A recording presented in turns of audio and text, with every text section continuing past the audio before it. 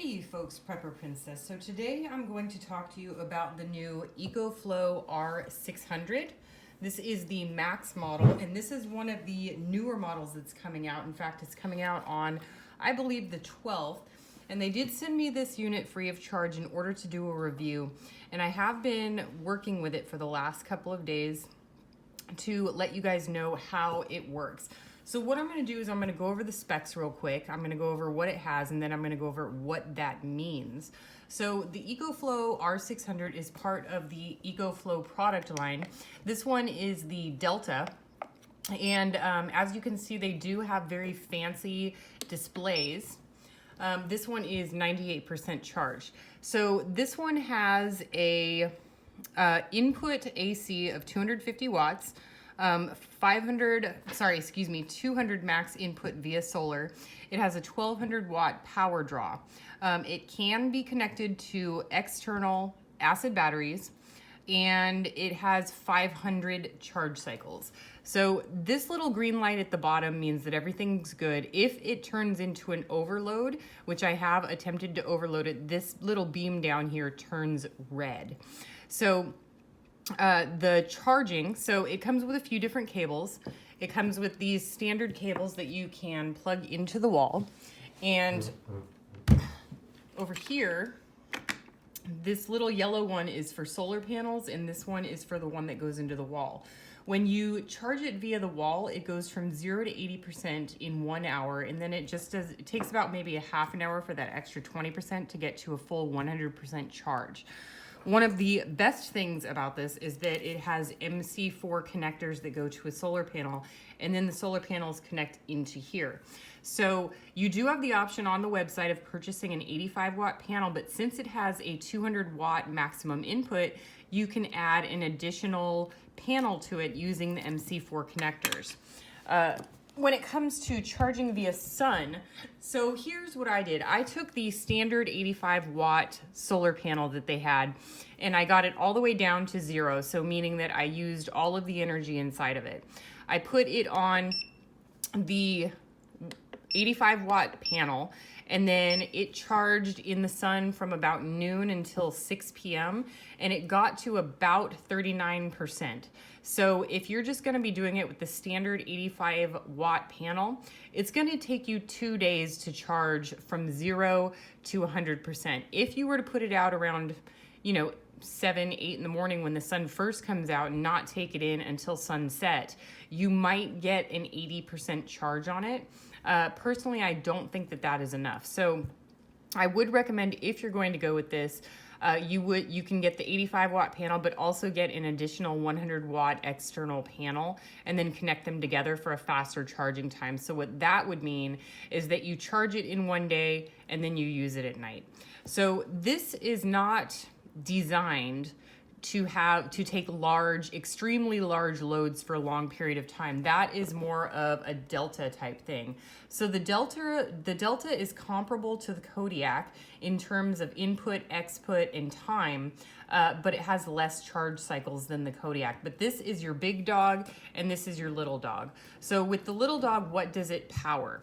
So what I powered with it last night for 2 days, I powered a laptop and a lamp with an LED 12 watt bulb.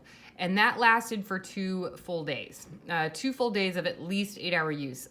No, I was not on my laptop for that long. I simply opened it and turned on the laptop so that it would not turn off to see how long it would last. When it comes to grid down scenarios, this is not going to power a refrigerator or an air conditioner or a washing machine, but it is going to power a laptop. You can stick a DVD in a laptop and watch a movie on the laptop. It can power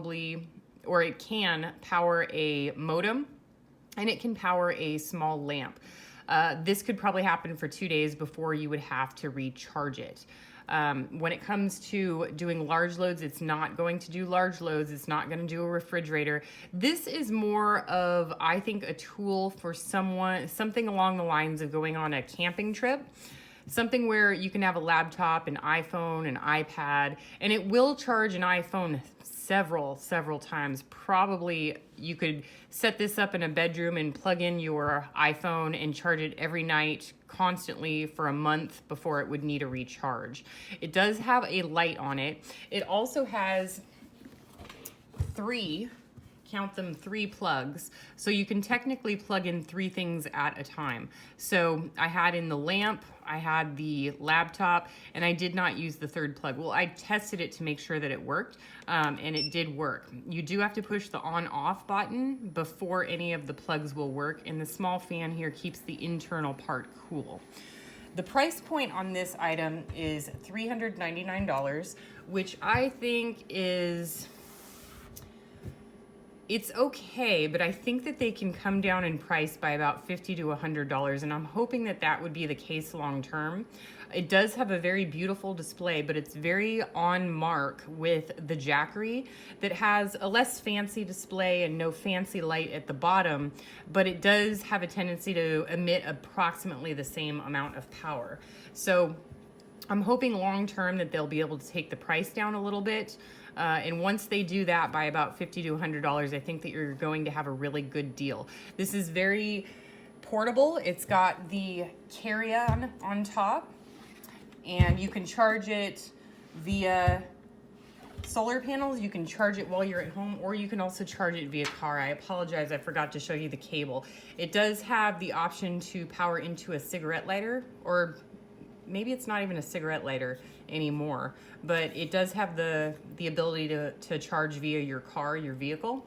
It has the ability to charge via solar panels, and I really do appreciate the fact that they sent in these cables. When you buy the 85-watt panel, the 85-watt panel does come with its own cable, but this is sort of works as an additional cable so that if you get the 2 females to males and 2 males to females, you can put in an additional panel and essentially take the charge time via solar and break that down in half. So if you have 185 watts, you can probably charge it, I'm guessing, in about 6 to 8 hours. And it does have a very long life cycle of 500 charge cycles. So think about it this way. If you were in some sort of grid down scenario, 500 charge cycles, if you used it every single day in a grid down scenario, it would last you a year and a half. And then after that, it doesn't just go kaput and die. It goes down to 80% capacity. So you could essentially go for 2-3 years on this bad boy without having any problems. And I think that in a grid down, if you talk about things like EMPs, it would take 2 to 2.5 years in order to get the lights turned back on. So this would be a really great option for that backup power if you just want to watch a movie on a laptop and charge your cell phone, assuming that the cell would still work. So that is what I have for this EcoFlow Max. If you are interested in the product, I'll go ahead and leave a link in the description.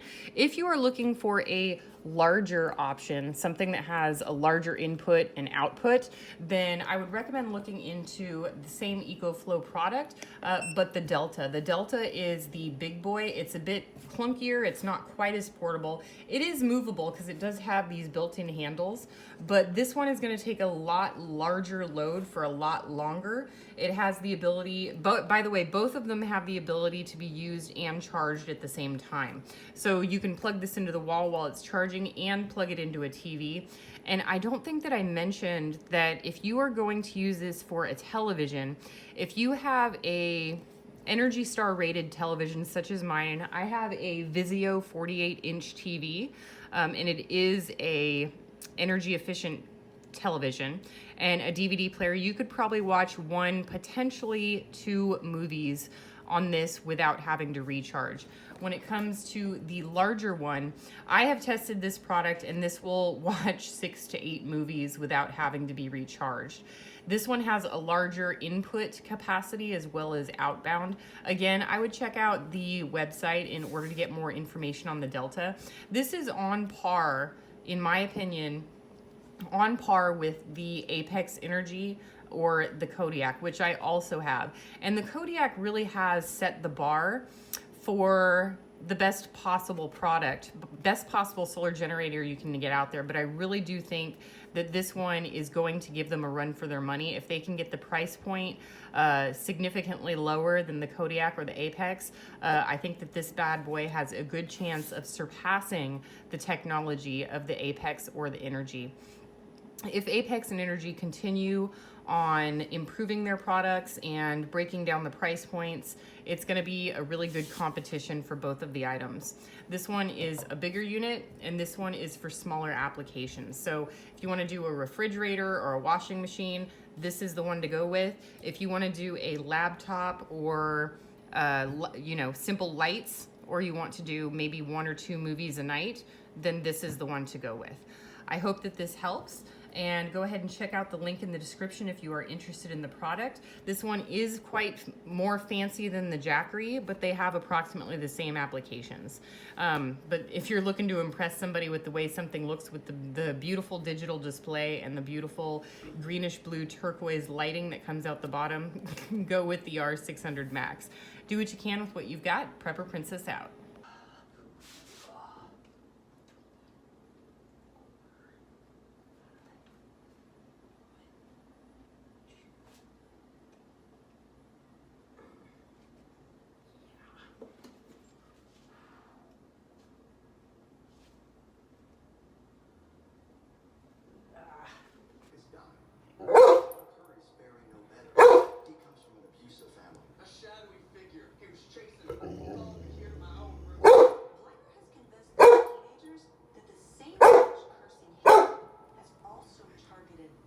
Get him, mister! Get him!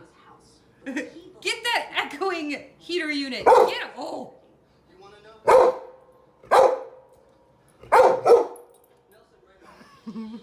Get him! All too often, desperation takes us on a path leading only to regret. Our obsession with survival brings us to our impending doom.